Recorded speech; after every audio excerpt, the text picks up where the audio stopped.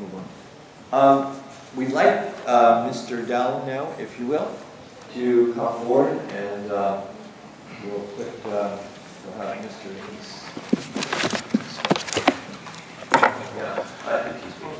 No, I'll stand. Yeah. Need your clicker.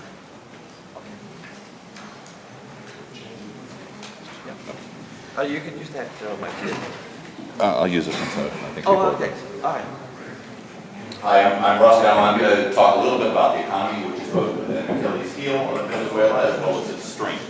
One of my friends said the other day Venezuela is kind of the equivalent in nations and people as a trust fund kid because it has so much potential. It has the world's largest oil reserves, and yet it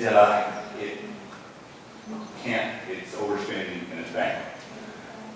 Just to give you a few key figures. These are the international reserves over the last 5 years. In 2009, there were $40 billion in Venezuela's reserves.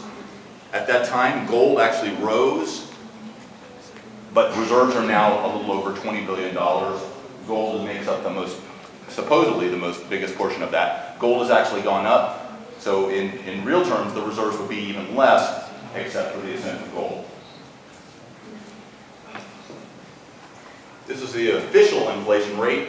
Right now it's 59, almost 60%. That's the official inflation rate using, as you all know, government stores. So it's not really the inflation rate that what's left of the middle class sees. But this is what the government's using to report out. And even by the official government figures, it's the highest in Latin America and almost the highest in the world. This is the Bolivar. The Bolivar is just tells the story of Venezuela in the easiest fashion. You've got basically 4 rates. Really, you have 5 if you include a credit card rate, which is buried in the law. But the official rate right now is 6.3. Obviously, you can see that is marked by the blue line at the bottom. In February of last year, it was raised from 4.3. CCAD 1 rate is 10. Before CCAD 1, there was a SITMA rate, which is the red line, which was traveling at 5.3. Then you've got the CCAD 1 rate at 10, and that is represented by basically these green lines. It's a newer invention. It had gone as high as a little over 11, and they brought it back to 10 and been keeping it there. Supposedly they produce about $220 million every week through that, although often it's not $220 million. CCAD 2 is the newest invention to attack the black market. Now I call it the Bolivar market, which is what you see right now, which is 75.62. I call it Bolivar because the Harry Potter character, who is the villain in Harry Potter, whose name must not be spoken, because the law was against using saying the black market rate since 2010 when they put a bunch of bankers in jail, including some colleagues of mine. But when it's important to look at, so that's the turquoise line is the Bolivar rate. You can see it actually came down from as high as 88. It was just above 90 at one point, and came down to 57 with the promise of CCAD 2, which the government kind of intimidated to be this new free market to capture the Bolivar, to capture those dollars. It hasn't worked out that way. We estimate that currently they're producing about $35 million through the CCAD 2 rate. It's not enough for the market. When they closed down the CCAD 2 rate in May of 2000, I'm sorry, they did not CCAD 2. When they closed down the Bermuda market, as it was in 2010, May of 2010, we estimated that the market was about $100 million a day. So $35 million a day is not cutting it. And that is why you see huge inflations. As a result of also inflation, you also see shortage. Now this is the Minister of Planning's slide that we got a hold of that shows what the government is actually seeing as their official scarcity index. They stopped reporting it because it got so bad.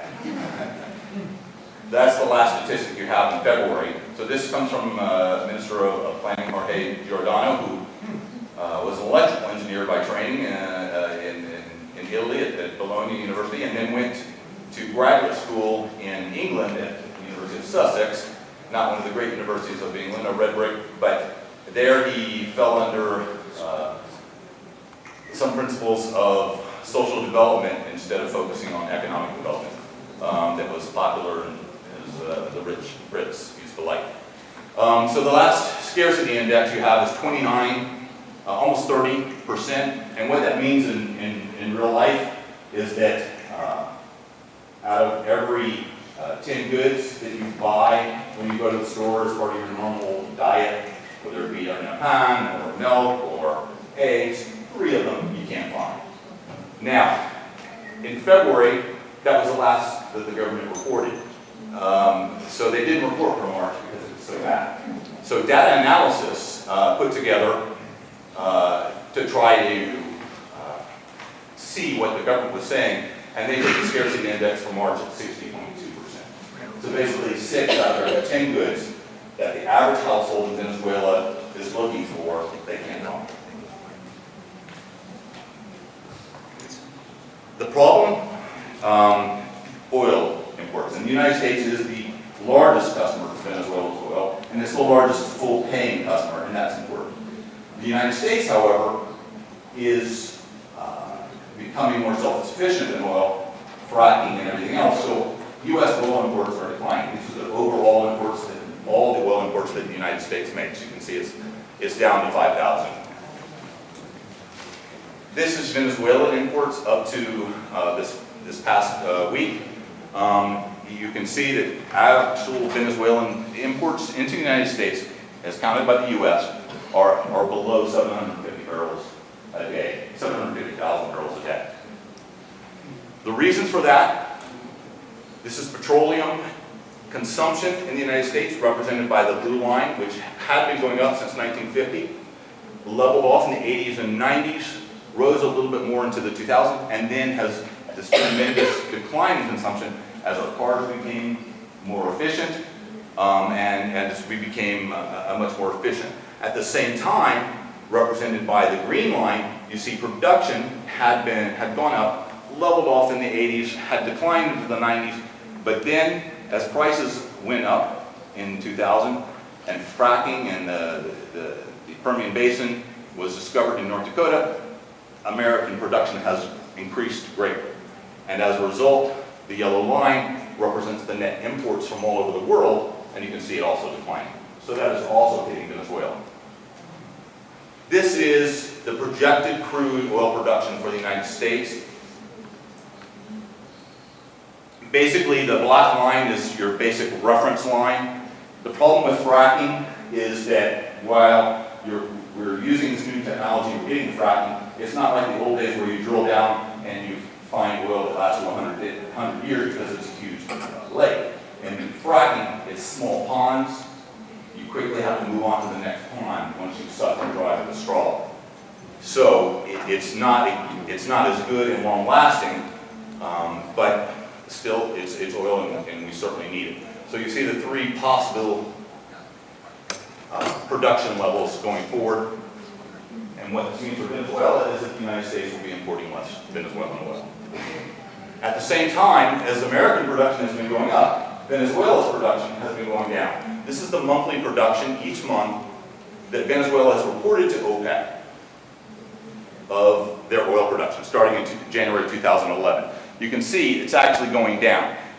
Actually, if I showed you the oil production from the whole of the years of Chavez, it's actually gone down from 3.2 to what we're seeing here. We call it 2.8, and that's what they're officially calling their results. So while, and this is why Venezuela is kind of like the trust fund kid.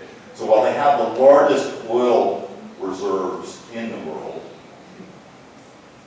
more than Saudi Arabia. Saudi Arabia produces over 10 million barrels a day. Venezuela can't even produce 3. Where does that oil go? Here's the breakdowns of the most important customers for Venezuela. Now, starting in the middle, you see domestic. Of that 2.8 million, Venezuela uses for domestic production about 800,000 barrels a day. That's the result of all the basically free gas. Gas costs a penny a gallon. When I fill up my SUV in Venezuela, it's 25 cents to fill up a big SUV, as most of you know from friends and family themselves. That situation basically, Toby was on with the economy estimated earlier this month, costs about $12 billion to Venezuela. It's really their largest social program. And the fact is, it goes to people like me, people in the middle class who have cars, not the pobres in the barrios who don't have cars. So it's actually the biggest social subsidy in Venezuela goes to the richest. $12 billion. So in addition to that, you've also got, in the domestic side, you also have the fact that when Venezuela went through its power crisis in the late 2000s, Chavez threw money at it, said, get me power plants, this is ridiculous, we can't have blackouts. So he spent billions and billions of dollars, and they got, the quickest ones they got were these old diesel power plants. They actually bought power plants from Cuba that were pre-World War II diesel power plants. So you have all of these power plants in Venezuela now that are not very efficient, from 50 years ago, that Cuba was more than happy to sell to their Venezuelan brethren. They also burn huge amounts of oil and increase the domestic use. At the same time, you're also supporting Cuba with 100,000 barrels a day at least. Petrocaribe also getting another 100,000 barrels a day, and only being paid for half of that. The other half is financed. But the most important customers are China, India, and the United States. The U.S. getting 700,000, China getting 640,000. But the problem with China is that 350,000 of those barrels a day are used to repay the loan. China's loaned $50 billion, $50 billion to be dollars over the last 5 years to Venezuela. Their largest amount to any country in Latin America, and actually 60% of all their investments in Latin America have gone to Venezuela. India is actually declining like the U.S. as their own domestic oil production takes off, but they're getting 400. So what this basically means is over on the right side, 1,390,000 barrels a day is what Venezuela actually gets paid for. That's the actual money that they sell. So that's what they really realize. They realize it from the U.S., from China, and India. We're their best customer. What that means in real money is that if oil is $100 a barrel, and you're saying they're selling to the customers 1.3 million barrels per day, it's $48 billion. On the upper side, if it's 1.5, because production does go up, it's only $56 billion. It's not a lot of money left to run a whole country. Considering, for example, that right now they owe $29 billion and just past due to protect airlines, $3.9 billion to the airlines right now. Alitalia and Lufthansa just yesterday announced they're stopping flying to Venezuela. They gave up. And Lufthansa earlier in the week said it was their most profitable route. Of course, only on paper, because they couldn't get their money out. So Alitalia and Lufthansa, two of the most important airlines in Europe, have just cut Venezuela off. Here's another graph to show you exactly what we were talking about being a trust fund country. Venezuela has the largest oil reserves in the world at 211,000 barrels. I'm sorry, 200 billion barrels estimated. And their production is there. The United States, which is far less, is producing 10 million barrels a day. You can also see Brazil, Mexico, and Canada for comparison. Canada obviously has the oil shale discoveries. They're ramping up their production. That's what all the Keystone Pipeline is all about, the Alberta Shale. So there's great potential in Canada. There's even huger potential in Venezuela, but they're not even producing as much as the Canadians. Foreign direct investment in Venezuela. This is another reason that what they were pointing out in terms of Venezuela having an Achilles heel in terms of what sanctions could do. Venezuela is the bottom of in the middle, just above where it says Mexico in purple. You can see this is the foreign direct investment. It's actually been falling. Actually, in 2009, it was actually negative, foreign direct investment. So many countries were pulling, so many companies were pulling out of Venezuela that they actually went negative with $2 billion negative foreign direct investment. Here's what that really means in terms of proportion of GDP. Here's all the other countries in Latin America. Here's Venezuela, second to last. Ecuador making Venezuela look good. As a percentage of GDP, Venezuela has the lowest foreign direct investment. And that's because of the policies of Chavez expropriation and Maduro continuing and worsening those policies. Ultimately, Venezuela has to borrow the money to make up the difference. And this is what their borrowing costs look like. Venezuela has the most expensive borrowing cost in all of Latin America. You can see Venezuela, we are behind even Argentina, who has defaulted on $100 billion of debt 10 years ago and still hasn't got that resolved. So even Argentina, which is defaulted, gets a better deal from international markets than Venezuela.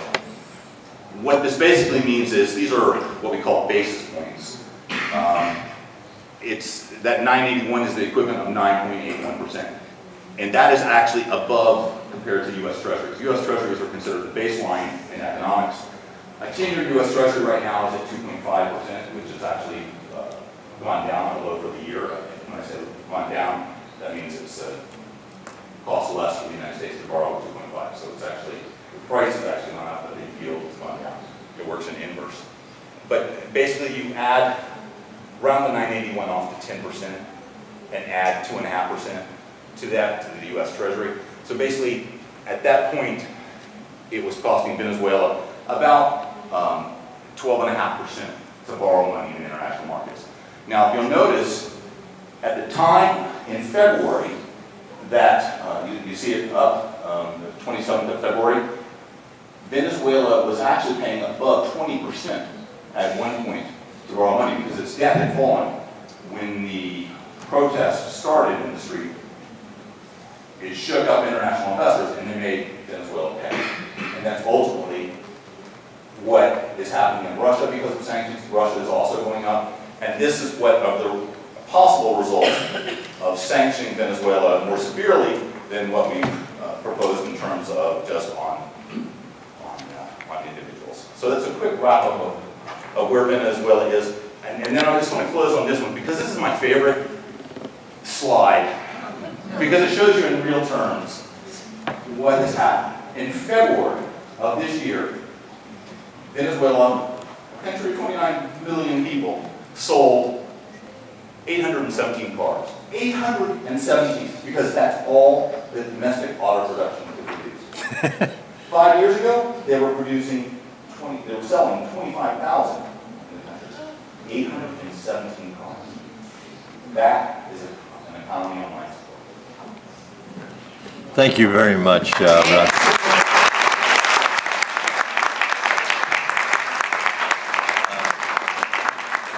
I think that really shows you the economic vulnerability we're talking about. Can we all take like a 5-minute break here instead of a 15-minute break so we can start going around and listening to everybody around here, okay? 5 minutes, we're going to start again. So 10 after 11, we'll be back here. Coffee, whatever.